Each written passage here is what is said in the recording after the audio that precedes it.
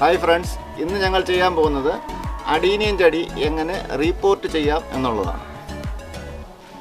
അപ്പോൾ നമുക്ക് റീപോർട്ട് ചെയ്യുന്നത് എങ്ങനെയാണെന്നുള്ളത് നേരെ വീഡിയോയിലേക്ക് പോയി നോക്കാം. അപ്പോൾ ഇതാണ് അഡീനിയം ചെടി, ഇതാണ് നമ്മൾ റീപോർട്ട് ചെയ്യാൻ പോകുന്നത്.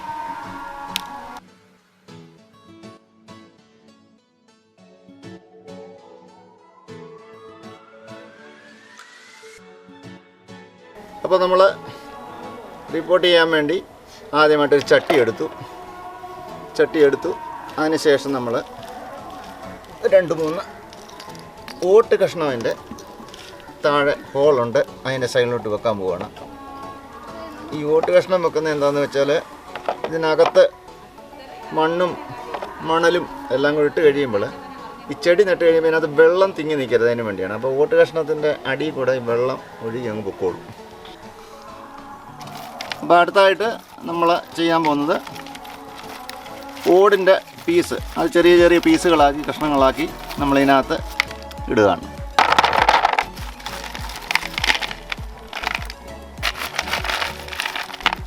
ഇങ്ങനെ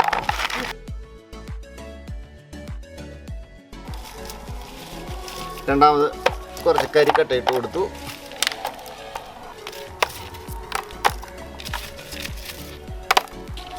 തൊണ്ട് കണ്ടിച്ച് ചെറിയ ചെറിയ പീസാക്കിയത് ഇട്ട് കൊടുക്കും.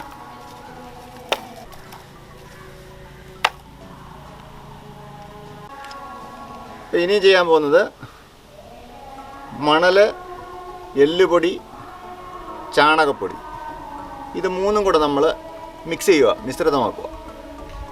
ആക്കിയിട്ട് ഈ ചട്ടിക്കകത്തോട്ട് കുറച്ച് എടുത്തിടാൻ പോവുക.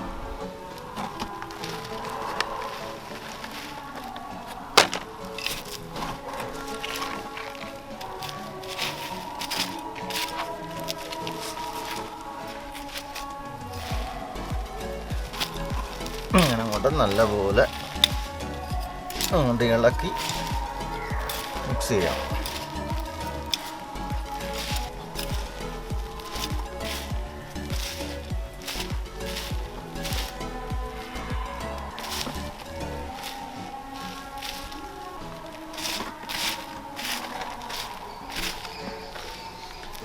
അപ്പോൾ നമ്മുടെ മണൽ, ചാണകപ്പൊടി, എല്ലുപൊടി എല്ലാം കൂടെ മിക്സ് ചെയ്തു. ഇനി മിക്സ് ചെയ്ത ഇത് ഞാൻ ഇതിനകത്തോട്ട് നിറയ്ക്കാൻ പോവാണ്.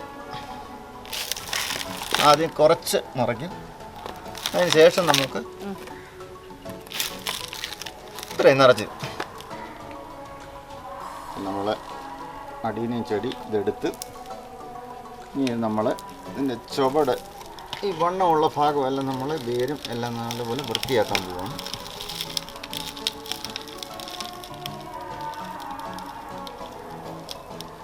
ഇതിനകത്ത് വേരെന്തെങ്കിലും നമുക്ക് അഴുക്കായിട്ട് തോന്നുവാണെങ്കിൽ അത് നമുക്ക് കട്ട് ചെയ്ത് കളയാം.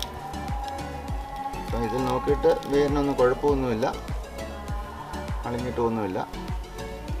അളിഞ്ഞ വേരുണ്ടെങ്കിൽ കട്ട് ചെയ്ത് കളഞ്ഞാൽ അല്ലെങ്കിൽ അവിടെ ഫംഗസ് കയറും.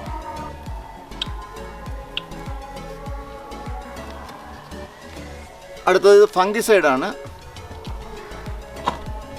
അത് നമ്മളൊരു ജഗ്ഗിനകത്ത് കുറച്ച് വെള്ളത്തിൽ മിക്സ് ചെയ്ത് വെച്ചേക്കുവാണ്. അപ്പോൾ അതിനകത്തോട്ട് ഞാൻ ഈ ചെടി, അടീനിയം ചെടിയുടെ വേരിൻ്റെ ആ ഭാഗമെല്ലാം ഒന്ന് മുക്കി ക്ലീൻ ചെയ്യാൻ പോകണം. എന്താണെന്ന് വെച്ചാൽ ഇതിൻ്റെ ഫംഗസോ വല്ലോ ഇതിലുണ്ടെങ്കിൽ അതങ്ങ് പോകാൻ വേണ്ടി ചെറുതായിട്ടൊന്ന് മുക്കിയാൽ മതി. ഫംഗസ് എന്തെങ്കിലും ഉണ്ടെങ്കിൽ അതിരിക്കത്തില്ല, അതങ്ങ് ക്ലീൻ ആയിക്കോളും. അപ്പോൾ ഇനി അടുത്തായിട്ട് നമ്മൾ ഈ ചെടി ഇതിനകത്തോട്ട് നടാൻ പോവുകയാണ്. അപ്പോൾ നടുമ്പോൾ ഒരു കാര്യം ശ്രദ്ധിക്കണം, ഈ വണ്ണമുള്ള ഭാഗം മാക്സിമം ഇത് മേളിൽ നിൽക്കണം, മണ്ണിന് മേളിലായിട്ട്. നമുക്ക് ജസ്റ്റ് ഈ ഭാഗം മാത്രം മണ്ണിനടിയിൽ പോയാൽ മതി, ഈ ഭാഗം എല്ലാം മേളിൽ നിൽക്കണം. ഇത് കറക്റ്റ് പറയാമെന്നതിൽ എല്ലാവരും പറയുന്നത് കേൾവിയാണ്. ഇതിനകത്താണ് ഇതിൻ്റെ വെള്ളം സ്റ്റോർ ചെയ്ത് നിർത്തുന്നതെന്നാണ് പറയുന്നത് ഈ ചെടി.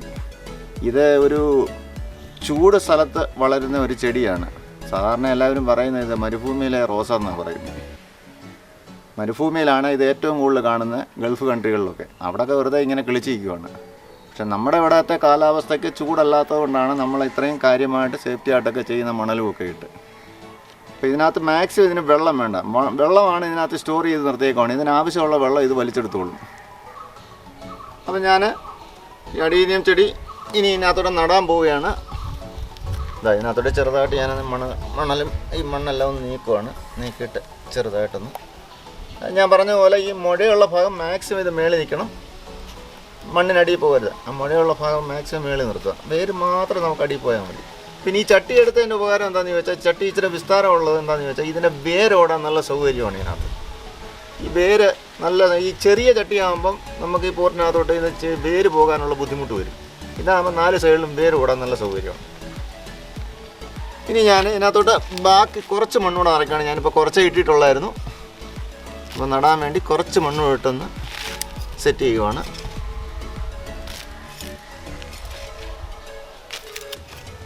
അപ്പം ഞാൻ ഇങ്ങനെ മണ്ണിടുക, ബാക്കി മണ്ണൂടെ ഇട്ടെ.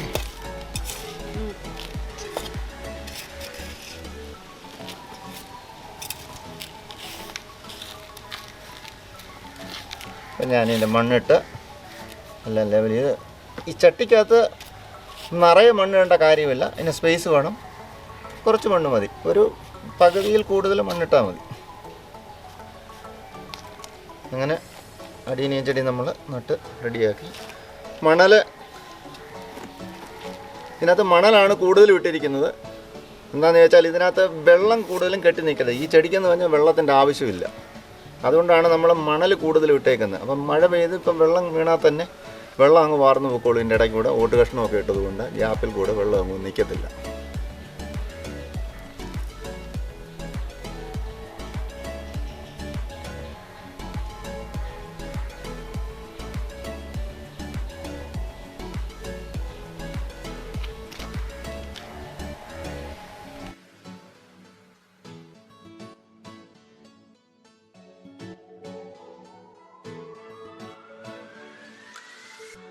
ഇനി ഇത് വെക്കേണ്ടതെന്ന് പറഞ്ഞാൽ ഇതിന് മഴ വേണ്ട. ഇപ്പം മഴ സീസണിലാണെങ്കിൽ നമുക്ക് മഴ കിട്ടാത്ത ഒരു സ്ഥലത്തോട്ടൊന്ന് മാറ്റി വെച്ചാൽ മതി.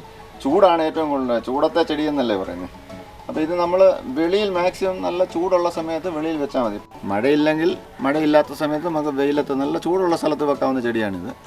പിന്നെ അതുപോലെ ഒരു 3-4 ദിവസം കഴിയുമ്പം നമുക്ക് ഇതിന് വെള്ളം സ്പ്രേ ചെയ്ത് കൊടുക്കണം. കാര്യം വെള്ളം സ്പ്രേ ചെയ്താൽ മതി, അല്ലാതെ വെള്ളം ഒഴിച്ചൊന്നും കൊടുക്കണ്ട. കാര്യം വെള്ളത്തിൻ്റെ ആവശ്യമില്ല ഇതിന്.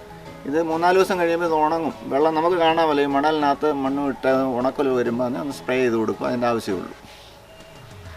പിന്നെ ഇപ്പോഴത്തെ കാലാവസ്ഥയിൽ നമുക്കറിയാം, നമ്മുടെ നാട്ടിൽ കാലാവസ്ഥ ഏത് സമയവും മാറിക്കൊണ്ടിരിക്കുകയാണ്. എപ്പോഴും മഴയാണ്. പഴയ കാലത്തിൻ്റെ കൂട്ടല്ല.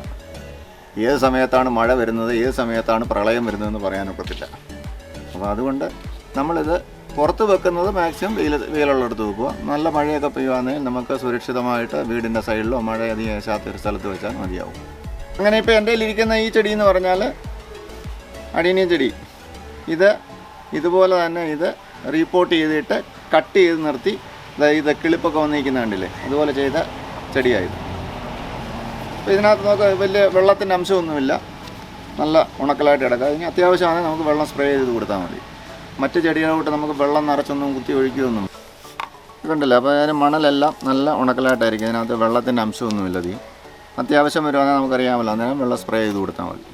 അങ്ങനെ ചെയ്ത് വെച്ചിരിക്കുന്നതാണ്. ഇത് റീപോർട്ട് ചെയ്ത് കട്ട് ചെയ്ത് നല്ല കിളിപ്പായിട്ട് നിൽക്കുകയാണ്. അടുത്ത ചെടിയാണ്. ഇതും അതുപോലെ തന്നെ റീപോർട്ട് ചെയ്ത് കട്ട് ചെയ്ത് കിളിച്ച് വന്നിരിക്കുകയാണ്.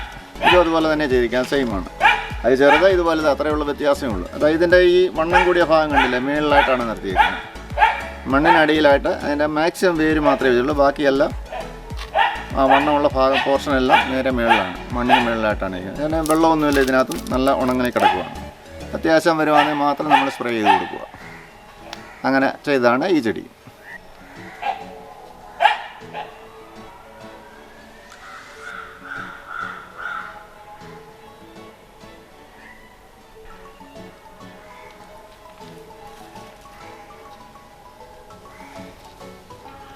അപ്പോൾ അങ്ങനെ ഞാൻ ഇപ്പം റിപ്പോർട്ട് ചെയ്തു. നേരത്തെ മുമ്പേ കാണിച്ച പോലെ തന്നെ അത് നേരത്തെ റിപ്പോർട്ട് ചെയ്ത് കട്ട് ചെയ്ത് കിളുത്തതും എല്ലാം കൂടെ ഞാനിപ്പോൾ ഒന്നിച്ചൂടെ വെച്ചേക്കുവാണ്. ഇവിടെ അത്യാവശ്യം നല്ല സൂര്യപ്രകാശം കിട്ടുന്ന സ്ഥലമാണ്. അതുകൊണ്ട് ഞാനിവിടെ നിരത്തി വെച്ചാൽ മറ്റു ചെടികൾ ഇവിടെ ഇരിപ്പുണ്ട്. ഈ മഴ വല്ലതും വരുവാണെങ്കിൽ മഴ സമയത്ത് നമ്മൾ ഇവിടെ നിന്ന് എടുത്ത് അങ്ങ് മാറ്റും. ഇപ്പം നല്ല വെയിലാണ് ഇവിടെ. അത്യാവശ്യം നല്ല വായുവും സൂര്യപ്രകാശമൊക്കെ കിട്ടുന്ന സ്ഥലമാണ്. അതുകൊണ്ടാണ് ഞാനിവിടെ ഇപ്പം നിരത്തി വെച്ചിരിക്കുന്നത്.